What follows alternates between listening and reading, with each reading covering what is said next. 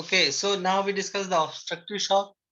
So obstructive shock is there when the circulatory volume is not less, means no hypovolemia, heart is full functioning, but obstructive means there is any obstruction, heart is full functioning, volume is also good, but that somehow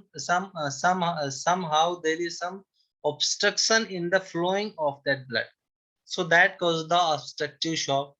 So these conditions you are usually present when the in the cardiac tamponade conditions.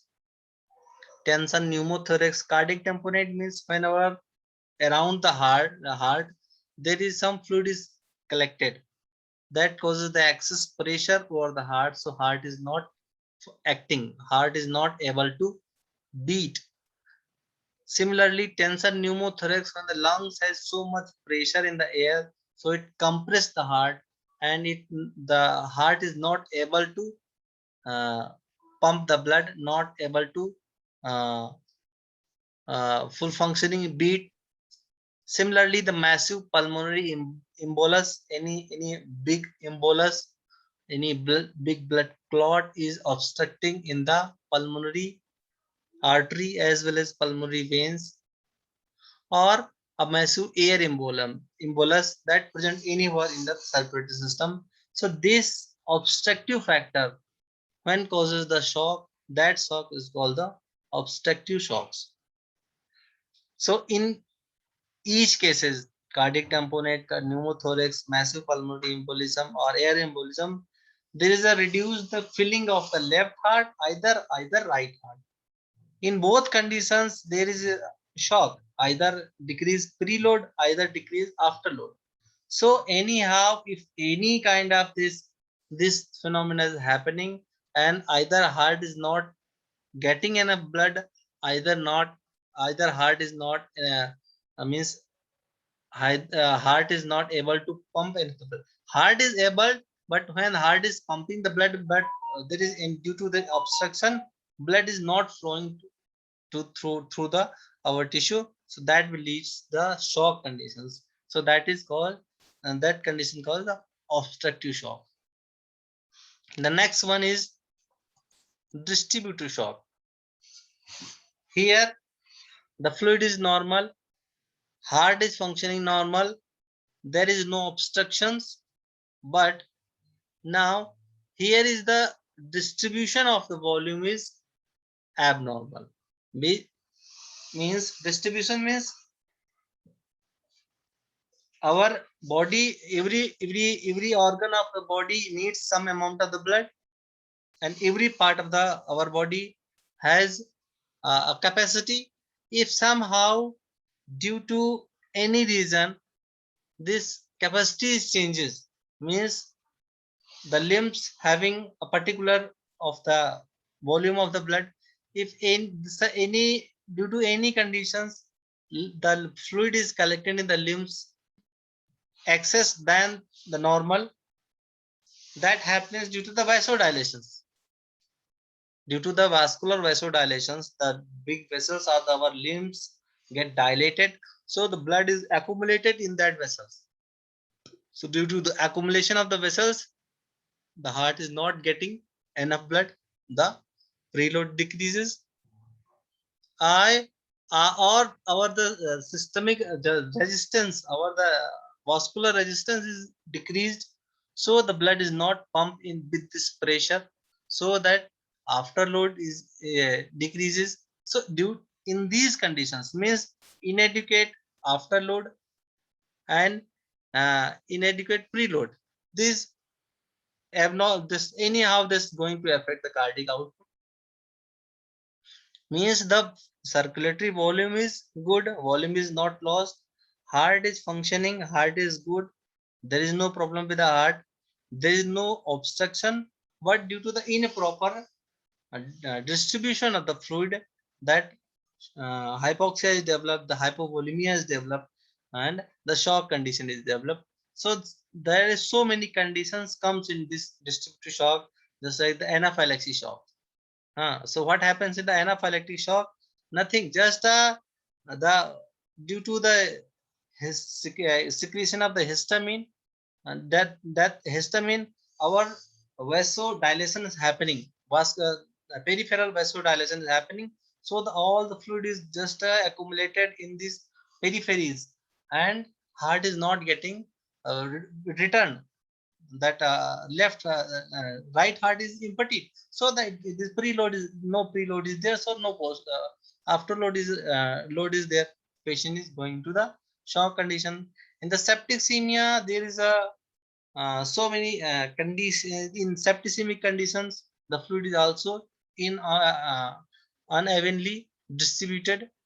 In spinal cord injuries, due to the injury of the spinal cord, the vessels of the limbs, or the area that's supplied by the spinal cords, are getting due to the less resistance in this, because the tones of the vessels is lost due to the spinal cord injury, so that fluid is accumulated in that part. So this condition is called the distributive shocks. Just neurogenic shock and all this kind of shock comes into the distributive shock. The last one, the endocrine shock. When our endocrine system is uh, not responding properly, or just hyperactive or the hypoactive, so that then in that cases also, that in that conditions the patient may underwent the shock conditions. Here fluid is normal, the volume is normal, heart is fully functioning, no uh, obstruction is there, fluid is normally distributed, but in spite of doing having all these things, patient is going into the hypovolemia.